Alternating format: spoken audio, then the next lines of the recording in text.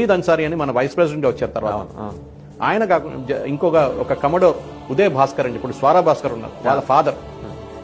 వీళ్ళిద్దరు కలిసి మన రా ఏజెంట్స్ ఏది అక్కడ ఉన్న మిడిల్ ఈస్ట్ లో మన చాలా రా ఏజెంట్స్ ఉండే, సౌదీ అరేబియా కానివ్వండి, యూఏఈ కానివ్వండి, ఖతార్, బహ్రెయిన్, ఇట్లాంటి అన్ని కంట్రీస్ లో మన ఏజెంట్స్ ఉన్నారు. వాళ్ళు ఏం చేస్తారంటే పాకిస్తానీ ఏజెంట్స్ మీద నిఘా పెట్టుకుంటారు, చిన్న చిన్న అసాసినేషన్స్ చేపిస్తారు, అన్ని చేస్తారు అక్కడ. ఇది రా వాళ్ళ పని.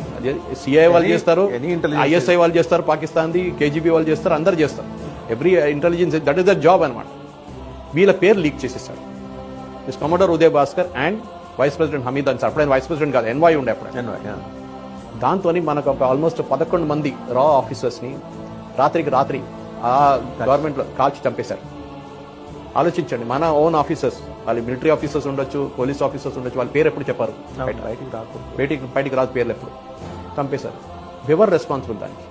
India suffered a lot because of that. దాని తర్వాత మన ఇన్ఫ్లుయెన్స్ గల్ఫ్ లో చాలా తగ్గిపోయింది. యూఏఈ స్పెషలీ దావుద్ ఇబ్రాహిం లాంటి వాళ్ళు ప్రాస్పర్ చేసింది because of this Hamid Ansari. దానికి రివార్డ్ చేసి సోనియా గాంధీ ఆయన వైస్ ప్రెసిడెంట్ చేశారు.